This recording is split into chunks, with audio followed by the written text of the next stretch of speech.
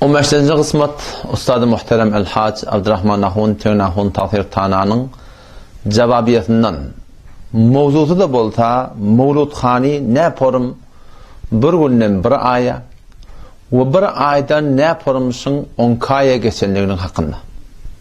على مر الزمان تألقا وأضاء للدنيا طريقا مشرقا وهدى من الرحمن يهدينا به للصالحات وللمكارم والتقى هذا كتاب الله أعذب منهل أنعم به من نور لمن استقى قد صانه رب العباد بحفظه وحماه حتى لا يضيع ويخلقا طوبى لمن حفظ الكتاب بصدره فبدا وضيئا كالنجوم تألقا وتمثل القرآن في أخلاقه وفعاله فيه الفؤاد نحمده ونصلي على رسوله الكريم.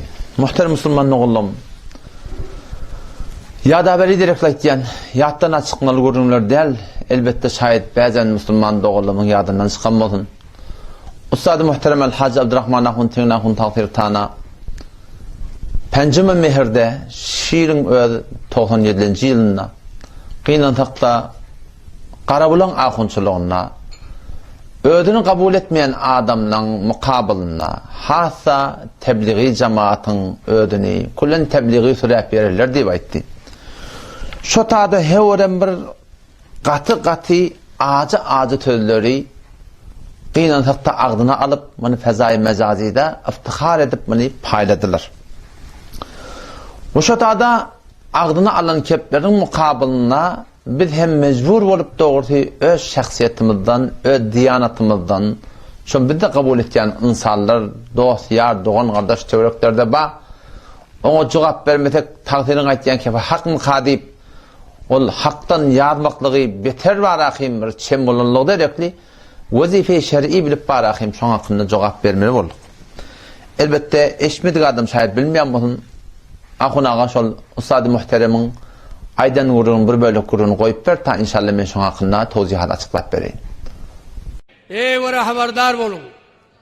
Tevhidi istirap yürenler, tebliği istirap yürenler, takva istirap yürenler, akidelerine haraplarken olur muzdur, ecnebilerin bir hammalları pul için dini sattılar, pul için özü sattılar, pul için mezhebini sattılar. Şeydik gelipsin, dininiz elden alacak bolup böyle. İnelekem eşten gururluğunu sıla. Ten Müslüman doğun, bazen deyirler de şu orsan, hafız yolmu ulukon takdirlen avrayını alıptır, ihanet ediptir, bir ihtirami ediptir. Yok Müslüman doğun. Biz hiçbir yerde ulukon takdirleri bir ihanet edemdik. Bir ihtirami edemdik. Elbette bir kepledik, canımı diyem kepledik. O şeyle bir keplen mukabilina ten keplemeten neyme hakkında keplecek? Önce öldür başlayarlar, ağzından gelen kefe aytiyarlar, halan kefin diyerler, inerken o da ayttıran kurduğunu. Eğer naudu billah, medhebi tatan biz olsak, tebliği sürep verirler diye de, biz tebliğin adamlarından, bizim ustadlama tebliğin adamları, biz tebliği ben şahsen ödüm bir yıllayın gidip gördüm, sen anlatma sık gördüm. O şunun Hanefi medheplerini ben ank biliyorum. İndisi gelip forum medhebi pulat atan, dinini pulat atan, ecnebilerin hammali, beşöl Türkmen diyanetini eline alacak olup duran, şuna emeğde şınsa aydıp duran keplerin mukabilina, Müslüman doğan, aya şeyde bir zadi, sen ödüne değilse, ayetin keplimen durup bilirsin mi? Ve aya şeyde bir keplerin mukabilindeki adama, sen şuna Müslüman hep aydarsın mi? Bir adam iki forum olsa, medhebin pulat atan olsa, dinini pulat atan olsa, ecnebilerin hammalı vatan ben açık aydayım bir adam Müslüman nimiyatta olsun. Ol bir münafık ki Müslümanlığın arasında din diyanı dargaçça kopyan adam. Vakti ki olukon takdir bolup sen Ustad-ı Muhterem Hazret Abdurrahman Ahun Tığnahun Tahir Tana sen gelip idin arasında sen şu forum marahim şeddetmeden keplemektiğin o zaman bizim kinti tünkü yetiriyordunuz o zaman keplendi de neyme falani ne ustadlara zatlara neyme ihanet etti deyip. Ya varsan oldu gödüňe dönen Ahun İskenderi. Bir Ahun şoňmur etip duran işin kökedi. Wede inelekem bir gödeşiň etip duran işini. Şu form heleyle bilen elleşmeklik. Bu heleler wede şu biziň aýallyk ollamysla, enemizsla, daýdalamysla, şu endamnama egmaş bilen şuňa öwünne ýüz açykly. Han türkmeniň çäşewi, han türkmeniň örtgüsi, han türkmeniň hayaty, türkmeniň örtgüsi, hayaty şermi Fidyalak Ahullan elinden kullen ardan gidip barýar.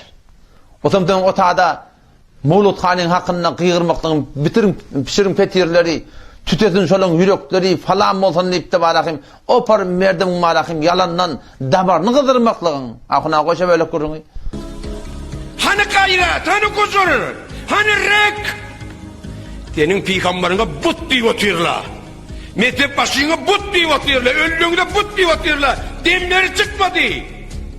Howanyň kızgyny diýmän, howanyň soğugy diýmän. Her bir meclisiňizde gyýyryň Mawlud peýgamberiň gyýny. Bişiriň çörekleňi, petirleňi, goý baglylar tututun şolaň tutýan bolsa. Biz o turist nämetdiler diýip peýkçiге çakıp görmäliyim. Olar kafir bayat, olar aýtmaly. Biz özümüz musulmany peýgamberinde näze tövhidler diýip ýokpyz. Biz ona galaylyň, ona hatky hormat bi harim ilahi. Bula kabul bahşişden. Ustad muhterem Ahun İskenderi biziň ýüregimiz şuňa tutýar. Keten sarahatan haram edip de ortaň heleler bilen elleşip. O da şu form heleyle bilen gelseň elinden awşamaly. O şu suratynda da o da eliňe bir parça da ýok, parça bolany bilen setterset haramdat. Biziň ýüregimiz şuňa tutýar. Biziň damarymyz şuňa galýar. Sen han rek diýip aýtýardyň, sen eger regin ba bolsa, sen gel türkmeniň namysyny getir, türkmeniň hayatyny getir, türkmeniň şermini getir. Näinki gelip şu form bi hayatçylygy, şu form marakim bagışlaňa binamysçylygy, ki gelip bir namehremiň elinden awşamaly. O da ahun matduran adamyň şundan aňyrda binamysçylyk bolarmy? Musulman türkmen ahim.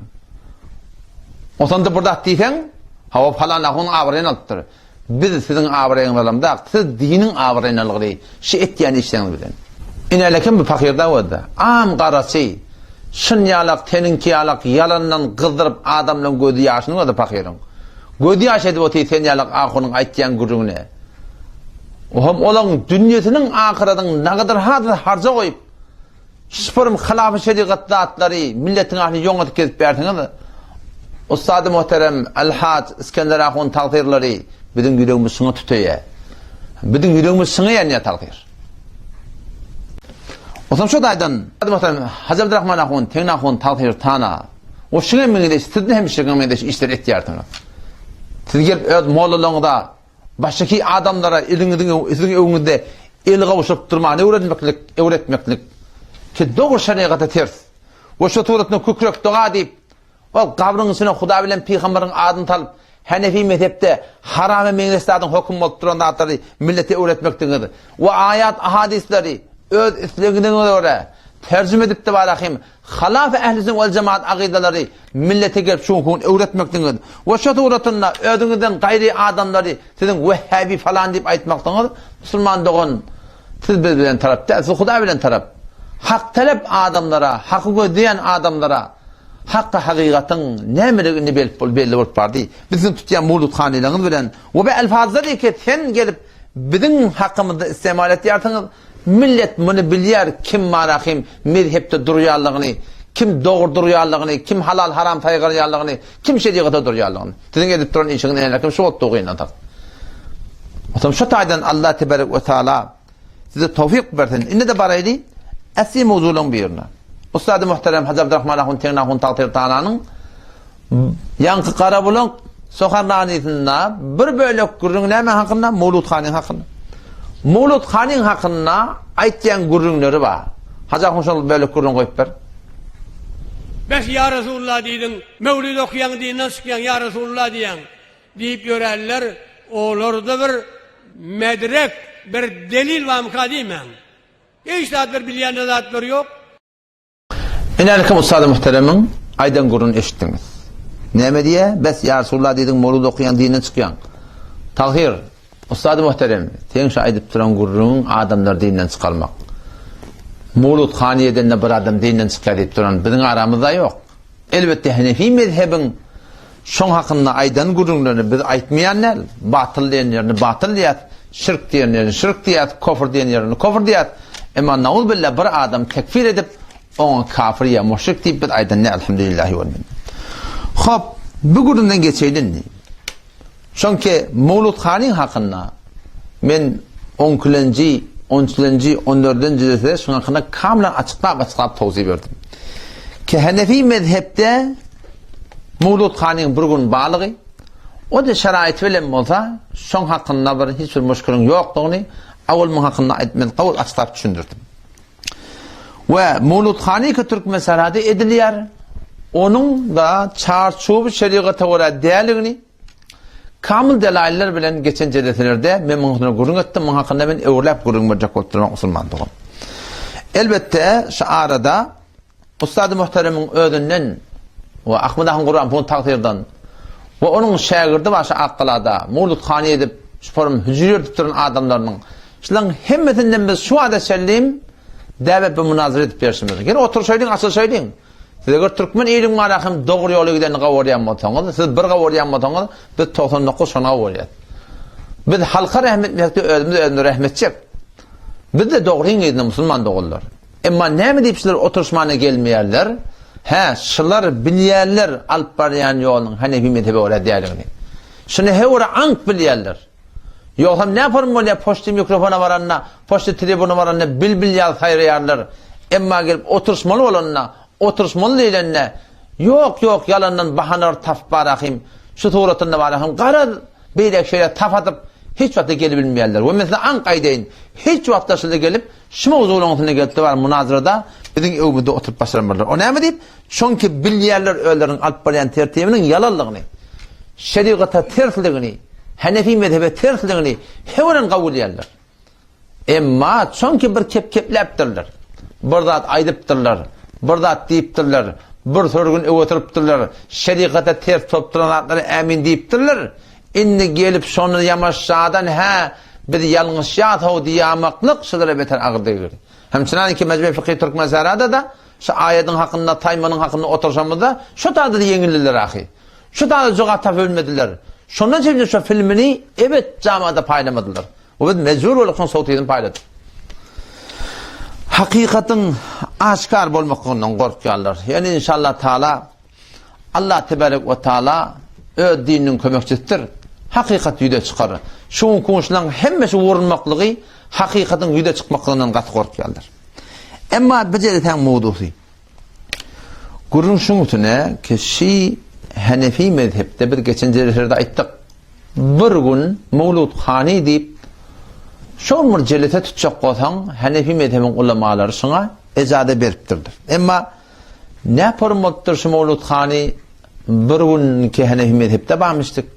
Onu bir ay eltiptirle. Ve bir aydan da ne yaparım şunu 10 ay eltiptirle.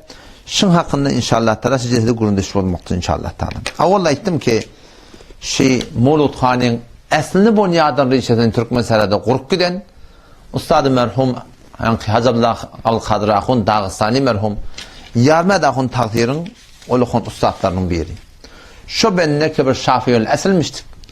Sonra belli olsundan Hanefi mezhep boluptur. Hanefi mezhep bolsa Hanefi mezhebin çarşuğunu derine mani qıynantak da o taraftan Şeyh Osman-ı Kurdistani'ydi merhum. O da gelip de balakın şuna müşevvek bolup şu suratında şu halafe ehli sünnet vel cemaat Hanefi mezhebin payasının mebnatının tersine şu Mevlut Hani'nin şula Türkmenistan'da yördüptür Müslüman doğum. Ki geçen dersede gurrum oldu, ben ihtilaf edip durumda. Şavatta Nadir-i Mahri Galincik Allah rahmet etsin bennani. Şu benlere şu kitap yazıp muhakkına ne kadar gurumlar edip emma gıynan taklaşılan evlerine geçirilme yaptırlar. Bu konu hem bir hem evine geçertip başlayacak ya, bir hem vazifemizi bitirecek. Ta hakkıyla gelecek adamlar hakka var abi olsan erteki kıyamet konu biz öd yükümüz var akıyım bundan ağrıltmaydı yani. Bir hem bilyanimiz şuna kadar etmek gerek inşallah Teala. O da şu taydan indi şu bölükte hürmetli Hacı Abdurrahman Ahun Tenahun Tahir Tana'nın öbür eden ıgrarı var. O şey eden ıgrarının tabi gurun açacak inşallah size. Ne yaparım şu Mevlut Hani bir günden bir aya ve bir aydan ne yaparım 10 kaya baraptır. Ustad muhterem şol bölek beren gurrunma bir dişin mebnatylan bir gurrun beripdir. Şo gurrun goýup bar, öňçe taqdirin yani yarma dahun taqdirin eşten gören dişinin hakynda. Ustad muhterem Hazrat Rahman Allah'ın tenahun taqdir taana şanxını gurrun var ya, şunu bir kulak atın, totogram inşallah taala şunu gurrunga deýli, gaýa şeriatda bir diş asl bolup başarýarmy? O diş näme hatda maňa taňa barakim şeriatda delil bolup başarýar. Ahuna şon goýup ber. Bir wagtlar tahir gurrun merýär biz göklüňde arazykda okuyup ýatyk bir diş gördüm diye. Dişimde diye bir ulak araba bilen şotak bir yer vardı diye. Ulak araba diýerleri bir tekil yerde yürüýär. O dağlaň içinde yürüýän zatda. Şonla kıygırdı diye yarcan deyip hücreden çıktım. Gel bir amanadın mı? Falan kes şu amanadı sana ýibert deyip diye gördüm bir jabe diye. Getir akedi diye hücreye girip açtım. Gördüm bir dekmeç bilen niye 11 kase var içinde diye. Onun için de yankı bolya tanrıya kalın diye şuna çıkacak bolumda oyunu yaptırın diye. O zaman bunu Abdülkadir Ahun tafsira ustad şuna ayttım diye. Erti namazı ayttım. Şizire bir diş gördüm. Bir dişin yorulduğunu beni erti namaz okuyamızdan sonra benden tevil allit diye. Ona şelli men fikir edeyim. Oğlum erti namaz okuyorduk. Tesbih sanırlar ettiğini derse gitmeli olamızla gel bari. Sen bir görün dişin şi mevlid bernamanı şi mantığı Türkmen seyirlerini okudun falan kessi. Şol okudup di inni şol iyi vertiptir da men şi mesela savgada sana falan kes iyi verdi. Şol iyi vertiyene şon adın şon iyi veren olsa ol deslap mevlidi şu mantıqada iptida eden iptikar şu mevlid okuduptur. Ahular çağırıp inni senne bir 11 kasan 11 ay bu dekmecinde bir ay mevlidli ay deyiptir. Sen mevlidli ayda derste okuymarsın, derste okutmarsın, şununa gidip tebliğ edersin, mevlid okuyorsun. Mevlid okuymayan oğullara var, mevlid okuyorsun. O bir dekmeç, doğal dekmeç bilen koyup 11 kasanı doldurulya.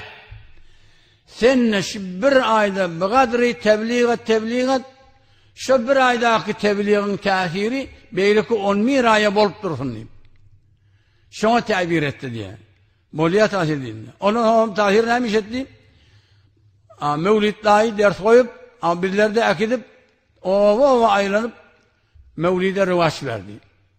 Yani Ayşe Kolyanım, rü'ya diyenlerinin heyvuru hakikati var.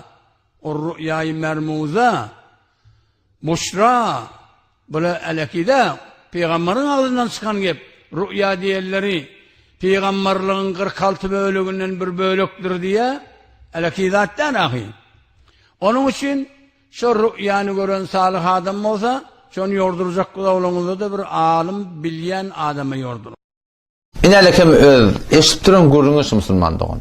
Pedonna Mevlud Khan'ın anırtı, şula başlayan vaktinde de şunu ne Kur'an'dan, ne hadisten, ne Hanefi mezhepten hiçbir yerine delilleri yokmuştu. Belki bir tane dekmes bilen, 11 tane kâfen mebnatı bilen, gelip de Hanefi mezhebin tersine, gelip bir tane amali, ilin arasına, sogap deyip, eneden doğma bolyan deyip, yok anğında kitaplar, dağıtlar yazılıp barakın, sen şunkun camiada, ne kadar haşın hakkınlar, haracat ettiler millete müteessifana. O da ne yaparım? Bir dişi ki, gelip, dersi Kur'an'ı tehdit etmeklige, dersi hadisi tehdit etmeklige, dersi fıkıh tehdit etmeklige, hücreni tehdit etmeklige diye soru veren diş, o ne yaparım hudaylıklı başarır? O ne yaparım hakiki hudaylıklı iş başarır? Ki Hanefi mezhebin doğru tertip olup duran dağıtları, şoň tüben ravaş vermem olduğum bu huday takkatın. İnelekim ayaşi, vağın, ustad muhterem, sen öz beren gurulunun şimdi baki, sen bizim yanımda 4 tane asıl var deyip etmedin mi? Kur'an dedin, hadis dedin, ecma dedin, kıyas dedin değil mi? Hop şu hayti bir nasıl yaşan? Hacakun takdirin olsa aytyan gurunu koyup ver. Takdirin koyup iddiatı belli olsun. Ahkam ittikaz etmeklikte burada adı şeriatta toğap deyip aytacak kotan nemeden dili tutulmalı? Takdirin aytyan sözünü koyup ver işte. Ve siz Hanefi mezhepte mi? Mezhep diyen zat yoktur. Mezhep bidgat. Burada deysen Kur'an'dan delil var mı? Hani Kur'an'dan delil? Şunu bilin. Ehl-i sünne vel cemaat'ın yanına delil 4. Kur'an bir delil, hadis bir delil, kıyas-ı müştehid bir delil, icma-ı ümmet bir delil. Şuna edille-i erbağa diyorlar. Her kim şu edille-i erbağa itikadı yok, bilim ol adamlar gümrahdır, mezhepten çıkan, yoldan çıkandır ola. Her kim şu edille-i erbağa itikadı yok, bilim ol adamlar gümrahdır, mezhepten çıkan, yoldan çıkandır ola. İnelekem teşahityan soruna bir de kabul. Kur'an'dan delil olsa, hadisten delil olsa, ecmadan delil olsa, kıyasdan delil olsa, o da ne temin benim çünşümde oraya, müştehitlen aydan oraya delil olsa, o delil olup başarıyar. Emma tem bir deyişten delil tutulmaklığı, hormatlı ustad, Hazreti Rahman Rahun Tegin Rahun Tağdir Tağına, tenşi beştenci nereden getirdin, ustad muhterem? Aya deyiş bana sana, buğun kuğun, bir celise-i ki set derset, Hanefi mezhebe ters, o iyileti şufarım günahkarı ketip yardınız. Ayaşından da valakim şeriatta delil olacak mı? Erti kıyamet günü Allah tebarek ve teala ne cevap vermeli? Yön iki köpnesi neyme diyorlar? Mevlud Khanı'da neyme? Mevlud Khanı'da ne kadar ters şeriatta da atları oldu şunun kuğun. Kimin geçenki celeselerde şun hakkında züdeganı kurum verdi. Şimdi bu böyle kurumda şuna varaydı. Ben elmi bahse değilindi. Şu bir deyiş görüptür. Deyiş her bir deyişi şeriatta delil olup başarıyar mı?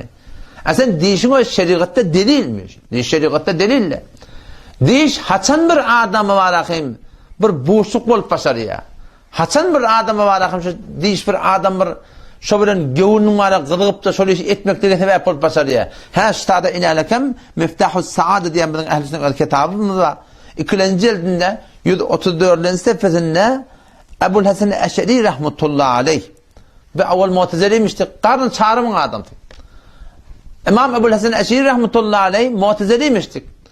Şu zamanla bir tahkik etti ehl-i sünnetin hakkında. Ve nihayeten delailler dağıttılar sonra. Hakkı belli bulundan sonra. Ehl-i sünnet ve cemaate dolancaklığı sonra sonra Nebi-i Huda aleyhisselam'ın dişinde var ya. Ve sonra ayetiye şeyde sen niye ol bir mezhepleri ki benden rivayet etti. Sen kabul etti bakti. Petanın ştada İmam Eş'ari rahmetullahi aleyh ol delailleri ki delailler var. Delailler üstüne öd var akım dolancak kol peren vaktinde şunyalak bir gördüğün bir Hudaylık kıldıyışı da şuna var akım önküden de müşebbek bulup teşvik künende bulup şuna var akım bir yardımcı kömekçi olup da var akım kullen beylek yardımlaklığına ehlinin ol cemaate var dolanmaklığına ne mi diye şöyle olakamır değil o diye. Deyiş Müslüman doğunu Ustad-ı Muhterem Hazreti Rahman Rahun Tegin Rahun Tağdir Tağına her bir alimi ki öd gören deyişin şeriatı arz etmeyecek olsa her kimi öd kav gören dağına kav deyip de var onu yoracak olsa hanın ne Kur'an, hanın ne hadis, hanın ne icma, hanın ne kıyasın o da tedim müştehitle aydan ne var ve senin şey eden işin katı bir yanlış keten şun kuğun manakim şunu ödüne bir züdeganı delil yalık edip bir tane dekmet süre 11 tane kağıt hangisine millete bu kuğun milyardı harca koyup verdiniz bir daha dike şu anda yarımın yer sokap yok iyinin arkada şun kuğun şunu millete sokap deyip düşündürüp dursun kıyınan taktı. İnalekem İmam Rabbani rahmetullahi aleyhin mektubatın bardan okuyun.